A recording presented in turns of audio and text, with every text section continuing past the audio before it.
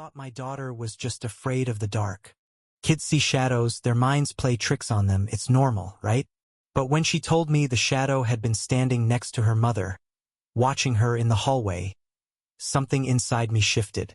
I set up cameras to prove there was nothing there. What I found, it wasn't a ghost. It was something much worse. And my wife, she already knew. The lingering scent of antiseptic clung to his skin as Daniel Harris made his way up the narrow driveway, his boots dragging heavily against the cracked pavement. Another grueling night shift at Ridgeway Memorial Hospital had come to an end, and the sky was slowly shifting into muted shades of peach and violet as the sun crept over the horizon. He paused for a moment, inhaling the crisp Illinois air, hoping it would wash away the exhaustion weighing down his body. It was futile. The echoes of the past 12 hours followed him, clinging to the corners of his mind, the relentless beeping of monitors, the hurried footsteps in sterile hallways, the haunting cries of loss that never quite faded. For a decade, Daniel had worked as an EMT in this town where secrets rarely lasted and everyone knew your story before you did. It was a stark contrast to the unpredictable, transient life of his childhood, bouncing from one foster home to another. But sometimes the adrenaline rush of emergency calls felt all too familiar, a chaotic rhythm he had learned to survive by. Fumbling for his keys, he glanced up at the small house he had worked so hard to provide for his family. His gaze settled on the second-floor window, where a soft glow seeped through the curtains. His brows knit together. It was barely 6 a.m., far too early for Sophie to be awake, especially on a Saturday.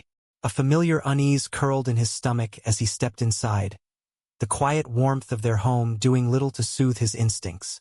The house was still, save for the faint hum of the refrigerator and the distant ticking of the clock in the hallway. The wooden floorboards creaked beneath his weight as he moved toward the staircase, his concern deepening with each step. Reaching Sophie's room, he carefully pushed the door open. A lump of blankets sat curled in the corner of her bed, trembling slightly. Sophie, his 8-year-old daughter, had pulled the covers tight around her small frame. Her wide blue eyes, so much like her mother's, glistened with unshed tears. She looked up at him, her face pale, her expression one of pure terror. Something was wrong. She reached out to him, her little hands shaking, and though she said nothing at first, the fear was written all over her face. Daniel sat beside her, gently running his hand over her tangled blonde hair, the warmth of her small body pressing against his. A muffled sob escaped her lips. "The dark," she finally whispered, her voice so soft he barely caught it. His grip on her tightened instinctively.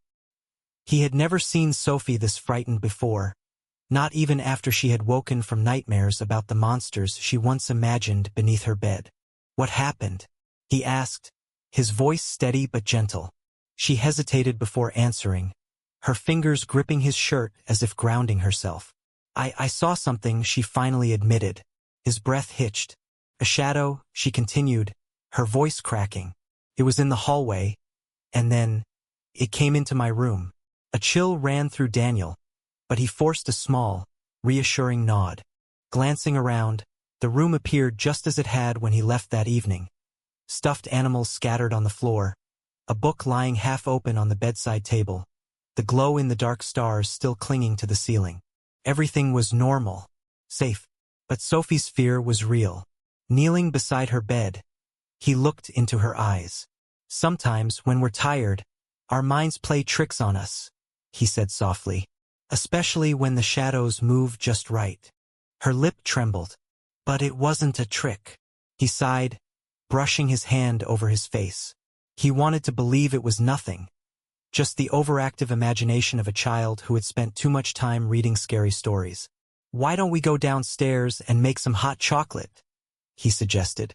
"Then you can tell me everything, okay?"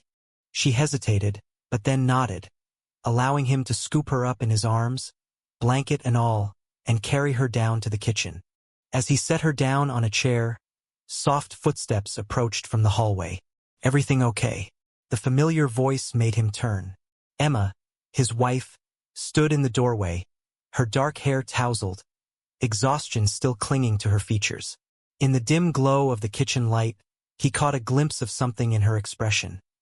Concern, perhaps, but also something else. A flicker of hesitation. "Sophie had a bad dream," Daniel explained as he reached for the cocoa mix. His wife stepped closer, placing a gentle hand on Sophie's back. "Oh, sweetheart, was it a nightmare?" Sophie hesitated before shaking her head. "No, it wasn't a dream." A moment of silence stretched between them. "Well," Emma finally said, a small, strained smile appearing on her lips, "there are no ghosts here, love, just us." Daniel watched the exchange closely. Something about his wife's reaction didn't sit right. It was subtle, but it was there. A tension in the way she touched their daughter, the way she avoided his gaze just slightly. As he poured the warm drink into a mug and set it in front of Sophie, she wrapped her small hands around it, letting the warmth seep into her skin. Some of the fear seemed to melt away as she sipped, color returning to her cheeks. Still, Daniel couldn't shake the unease growing in the pit of his stomach. Outside, the early morning sun crept higher, casting light through the kitchen window, but inside, an unfamiliar darkness seemed to linger, one that had nothing to do with the shadows on the walls. And for the first time, Daniel wondered if Sophie's fears weren't just the product of an overactive imagination. He just didn't know yet how right she was. Morning light filtered through the curtains, stretching across the wooden floors in pale streaks. The house was quiet, yet the unease from the night before still clung to the air. Daniel sat at the kitchen table, stirring a cup of coffee that had long since gone cold. Across from him, Sophie sat motionless, her small hands wrapped around a mug of hot chocolate. She wasn't drinking it. She was staring at the table, at the floor, at the shadows cast by the furniture. She hadn't spoken much since waking up. Normally, mornings were filled with chatter about her dreams, the stories she made up about her stuffed animals, or reminders of what she wanted to do over the weekend. Today, there was only silence. The fear had settled deep. Across the room, Emma leaned against the counter, her arms folded, her expression unreadable. She looked exhausted, but there was something else beneath the tiredness. Something in the tightness of her jaw, the way her fingers tapped rhythmically against the ceramic of her coffee cup. Daniel finally spoke, his voice low. He mentioned what Sophie had told him, how she had woken up to something in the hallway, how it had come closer. Emma barely reacted at first. Then, a quiet sigh, a hand brushing through her hair. She told him not to overthink it, that kids had nightmares, that it was normal for them to be scared. Her tone was dismissive, but there was an edge to it, something defensive, as though she needed to believe the words she was saying. Daniel wasn't convinced. The day passed in a fog. Sophie refused to be alone, trailing after them from room to room. Even in broad daylight, she flinched at the smallest movement, at the way the curtains shifted when the heater clicked on. It wasn't just a child's imagination running wild. It was something deeper, something raw. That night, she hesitated before going to bed. When Daniel tucked her in, she gripped his sleeve, her small fingers digging in. He reassured her that everything was fine, that she was safe. But when he turned to leave, she whispered that she didn't want to sleep alone. He hesitated, then carried her to the master bedroom. Emma barely stirred when he set up a small mattress beside their bed. When she finally turned over, her voice was quiet, asking if Sophie was still afraid. She was. Neither of them said much after that. Over the next few days, things only got worse. Sophie refused to go upstairs alone. She wouldn't walk down the hallway without checking over her shoulder. Every light in the house stayed on, even during the day. At night, she barely slept, waking up at the smallest sound, her breath coming in ragged gasps. One evening, Daniel came home late. The house was dim, quiet, but not in the way it should have been. Something about the silence felt heavy, expectant. He stepped into the living room and stopped short. Sophie was curled up on the couch, her stuffed bear gripped tightly against her chest. Her eyes were red from crying. She hadn't even noticed him come in. His stomach twisted. He crouched beside her, brushing the hair from her face. Her breathing was shallow, uneven. When she finally looked up at him, she whispered something so softly he almost didn't catch it. It had been here again. But this time, she said, it wasn't just standing in the hallway. It had been near Emma. The words settled into his chest like lead. He turned his gaze toward the kitchen, where Emma stood with her back to them, her hands braced against the counter. She wasn't moving, just standing there. Something in the air shifted, like the moment before a storm. Daniel held Sophie a little tighter. For the first time, the fear wasn't just his daughter's. It was his own. The night was heavy with silence. Not the peaceful kind, but the kind that settled too thick, pressing in at the edges. Daniel lay awake, listening to the faint hum of the heating system, the occasional creak of the house settling, and, just beyond those familiar sounds, the steady breathing of Sophie, asleep on the mattress beside their bed. She had refused to sleep alone again. Her small body remained curled under the blanket, fingers still wrapped around the stuffed bear she had been clutching for days now. Even in sleep, her grip never loosened. Across the bed, Emma had her back to him, her breathing deep and even. He wondered if she was really asleep or if she, too, was lying awake, lost in her own thoughts. Something wasn't right. It had started as a child's fear, a shadow in the dark, a bad dream, an overactive imagination. But now it had taken root. Sophie's fear wasn't fading. It was growing. And the more Daniel thought about it, the more uneasy he became. There were things that didn't add up. The way Emma dismissed it all too quickly, the way she tensed at certain questions, the look on her face when Sophie mentioned seeing something near her. It was subtle, but it was there, a hesitation, a flicker of something deeper than concern. It gnawed at him. By morning, he made up his mind. Later that day, while Emma was out running errands, Daniel stood in the dim hallway outside Sophie's room, staring at the empty space where she had first seen the shadow. He wasn't the kind of man to believe in the supernatural. He had seen enough real horrors in his line of work. Accidents, violence, grief in its rawest form. He had no room for ghosts. But this wasn't about ghosts anymore. This was about something or someone in his house. His fingers tightened around the small box in his hands. Newly purchased security cameras. Compact, nearly invisible once installed. He told himself it was to ease Sophie's fears, to prove to her that nothing was there. But deep down, he knew that wasn't the only reason. If something or someone was moving through his house at night, he was going to find out. That night, he stayed awake long after Emma and Sophie had gone to bed. The dim glow of his laptop screen cast sharp lines across his face as he adjusted the settings on the cameras, ensuring each one was active and recording. One in the hallway, one near the front door, another in the living room, and the last pointed just outside their bedroom door. He sat there for a long time, staring at the screen, watching the live feed. Nothing but stillness. Eventually, exhaustion pulled at him, and he forced himself to lie down. But sleep was restless, and when morning came, he woke with a strange sense of unease curling in his chest. He checked the footage immediately. Hours passed with nothing unusual.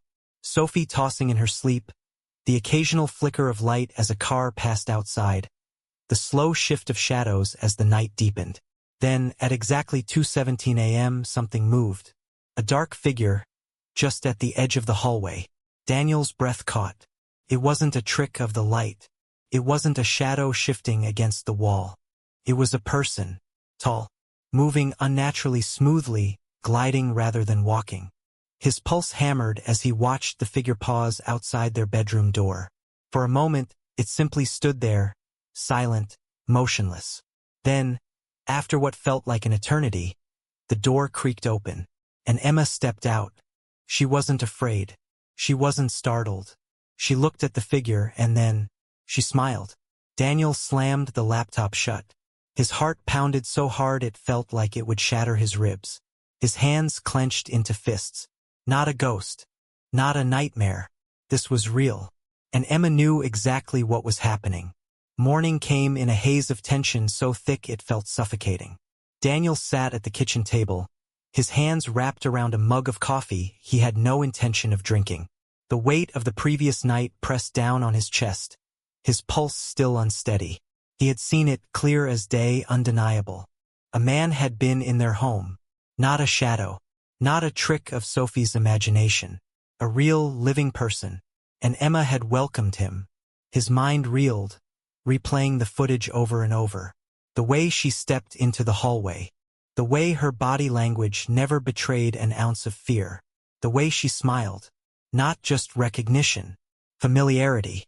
As though this wasn't the first time. A soft sound made him glance up. Emma stood at the counter, pouring herself a cup of tea.